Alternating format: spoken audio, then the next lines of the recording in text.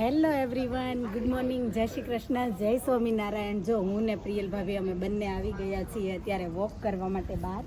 Nice weather છે તો, અને ભાભી ક્યારના છે ને કહેતા હતા કે આપણે બંને જઈશું એમ, પણ આવતા નહોતા. આજે તો હું પરાણે એને લઈને આવી છું કે ચાલો આપણે ચાલવાનું તમે કીધું હતું તો આપણે જઈએ એમ. તો જો અમે આ બાજુ ઘરની નજીક સ્ટેશન બાજુ ચાલવા નીકળ્યા છીએ. બહુ સરસ છે વેધર, તો થયું કે થોડું 30 મિનિટ જેટલું વોક કરી લઈએ. કેમ ભાભી? હા.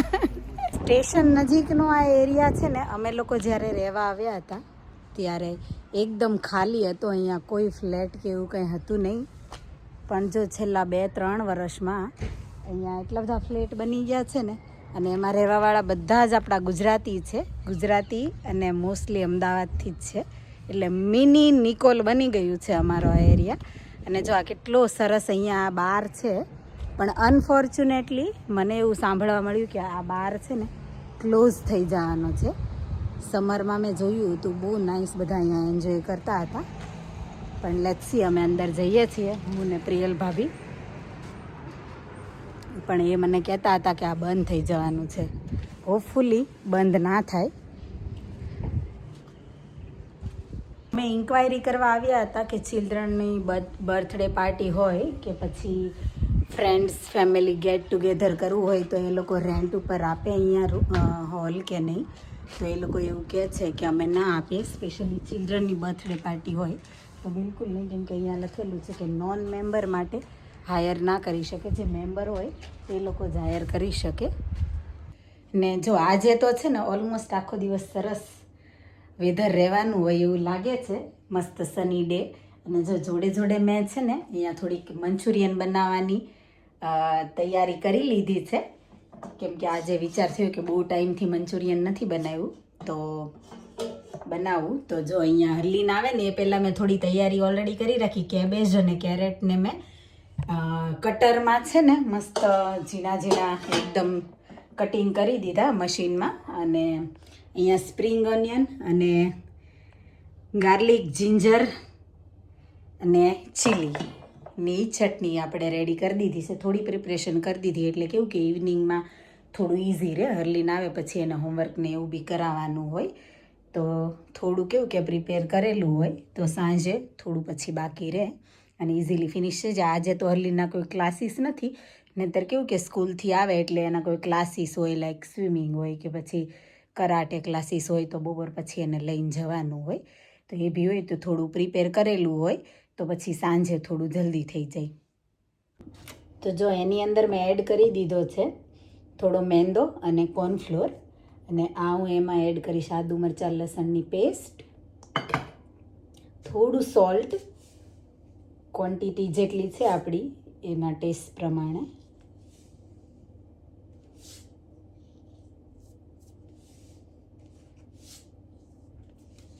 વિડીયો ચાલુ છે એટલે હોપફુલી કંઈ ભૂલી ના જાઓ, કેમ કે આમાંથી છે ને પાણી છૂટશે એટલે મે બી આપણને વધારે તો પાણી નાખવાની જરૂર નહીં પડે, પણ લેટ્સ સી કેમ થાય છે. અધરવાઇઝ થોડું હું સોયા સોસ એડ કરીશ આમાં, અને મે બી જો જરૂર પડશે તો થોડું આદુ મરચાં લસણની પેસ્ટ પણ એડ કરીશ. સોલ્ટ નાખી દીધું છે. મેં જોયું હતું કે ઘણા લોકો આમાં બટર પણ નાખે છે. આજીનો મોટો હું બિલકુલ એડ નહીં કરું આમાં, કેમ કે એ હેલ્થ માટે સારો નહીં, એટલે ટ્રાય કરીશ કે હું ના એડ કરું. એના વગર જ સોફ્ટ બોલ્સ બને.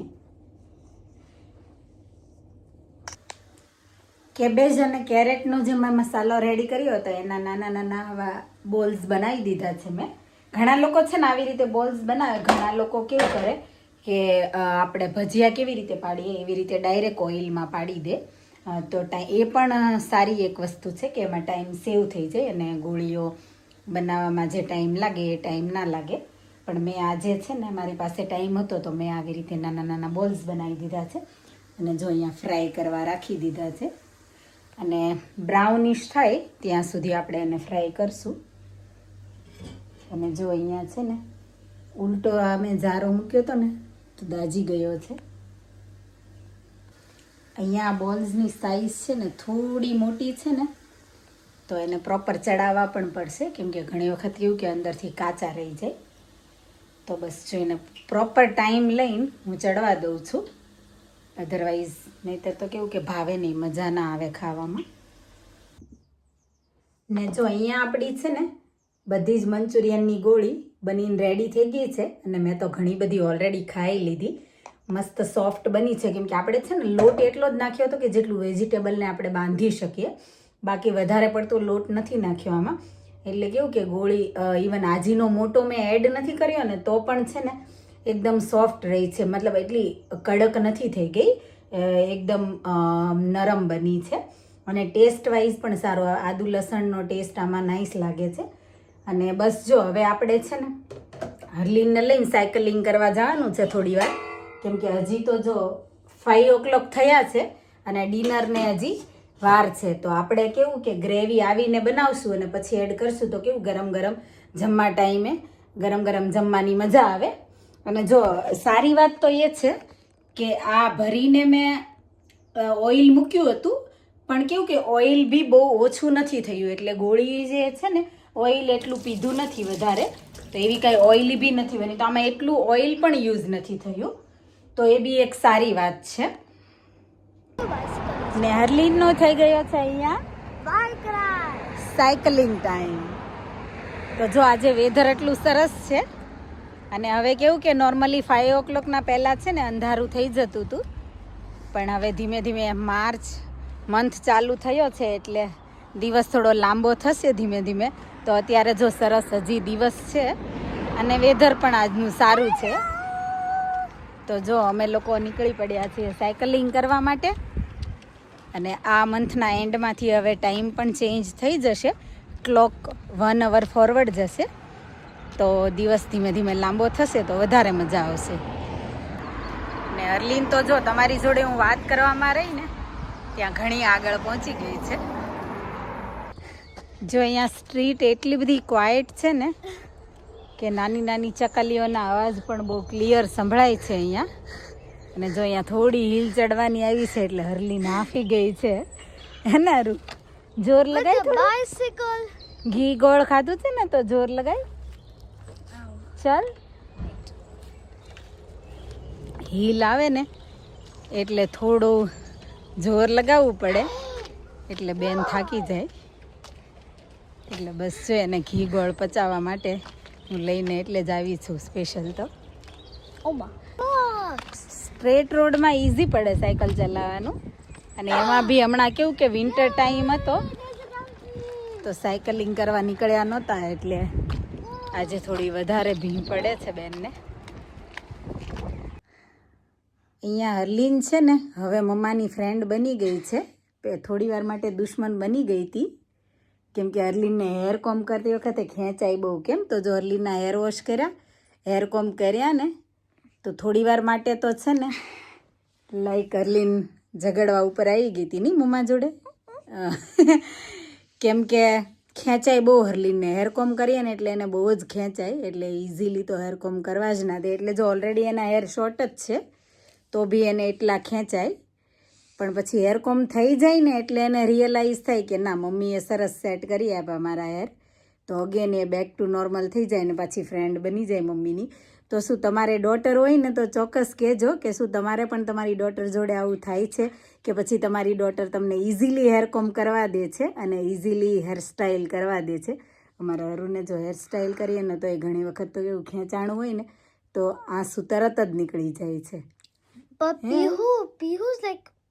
પીહુ તો ઇઝીલી હેર કોમ કરવા દે છે, રાધા બી ઇઝીલી કરવા દે છે. તને વધારે ખેંચાય છે ને, મને થોડું ખેંચાય, હું બી એવું જ કરતી, તો મે બી સેમ તને પણ બહુ ખેંચાય છે. અને તમારી ડોટરને ખેંચાય છે કે નહીં, કે પછી સ્ટ્રોંગ છે, ચોક્કસથી કહેજો. હરલીનને હોમવર્કમાં હેલ્પ કરી અને હવે છે ને આપણે અધૂરું મિશન આપણું પૂરું કરી દઈશું, જે આપણે મંચુરિયનવાળું છોડ્યું હતું એ. અને જો અહીંયા ઓઇલ તો મેં મૂકી દીધું છે ઓલરેડી, અને એની અંદર હવે આપણે એડ કરીશું ચોપ ઓનિયન, ગાર્લિક, જિંજર અને ચીલી પેસ્ટ એડ કરીને થોડી વાર ચડવા દીધું. અને હવે આમાં હું એડ કરીશ કેપ્સિકમ.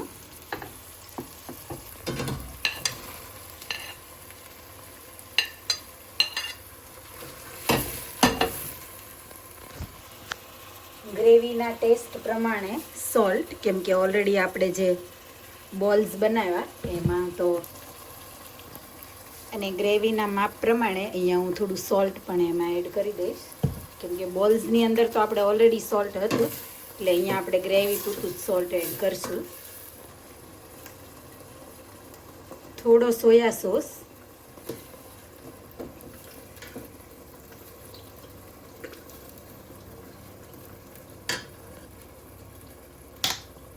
કેચઅપ,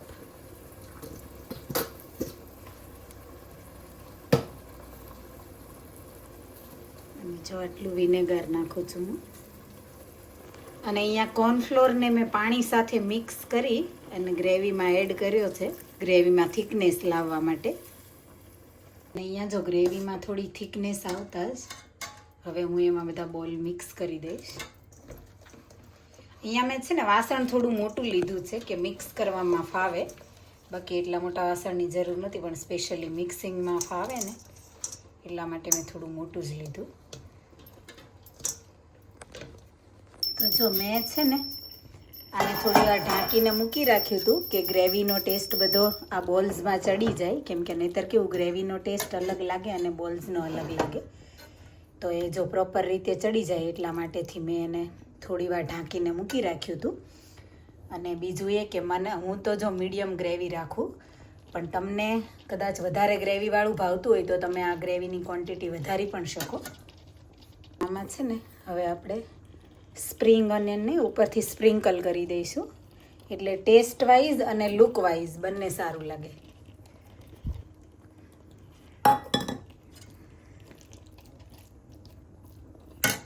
તો તમને કેવું કે વધારે ગ્રેવીવાળું મંચુરિયન ભાવે કે આવી રીતે મીડિયમ ગ્રેવીવાળું ભાવે, કમેન્ટમાં ચોક્કસથી કહેજો. ટેસ્ટી મંચુરિયન સાથે જીરા સોડા એન્જોય કરવા આવી જાઓ બધા. જો અમારી હરલીનને તો છે ને મંચુરિયન બહુ ભાવ્યું છે. એવું કહે છે કે રેસ્ટોરન્ટ વાળું તો ઉલટું હાર્ડ હોય. No, let me tell. હા. So, these like round things, chocolate, round balls. હા. yeah, round balls are like softer than the comparing to the restaurant. Restaurant કરતા વધારે સોફ્ટ થયા છે ને. Yeah. And so that's spicy for me. Mild બનાવ્યું છે કેમ કે mild, તું બી ખાઈ શકે ને એટલે. Yeah. તો જો અહીંયા છે ને અર્લીને તો 5 of 5 આપી દીધા છે મંચુરિયનમાં. No, 10 out of 10. No. In trillion out of 10. In trillion out of in trillion. Oh my God, આ તો બહુ વધારે પડતું થઈ ગયું. હરલીનને એટલું બધું ભાવે. હા, હરલીન નોર્મલી છે ને ખાવા બાબતે ફસી છે, જો ટેસ્ટી ના હોય ને તો એ ના જમે, પણ હવે એ કહે છે કે એને બહુ જ ભાવ્યું અને બોલ્સ પણ સોફ્ટ છે, તો ડેફિનેટલી સારું. Comparing to the restaurant.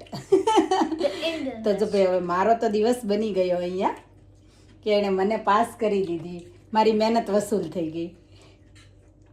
હરલીનને always Hanuman Chalisa કરવાની હોય સૂતા પહેલાં, તો આપણે જો એને હનુમાન ચાલીસા કરાવવા માટે આવી ગયા છીએ. કેમ અરુ? અને અરુનું કેવું એમ છે કે ગુજરાતી હોય ને એ બધા હનુમાન ચાલીસા કરે છે એમ. તો તમને આજનો વિડીયો ગમ્યો હોય તો લાઇક, શેર, કમેન્ટ કરજો. વધારે વિડીયો જોવા માટે ચેનલને કરી દેજો subscribe. Thank you for watching. Thank you for your time. Stay safe, look after your self. મળ્યા આપણે નવા વિડીયોમાં નવી વાતો સાથે. બાય.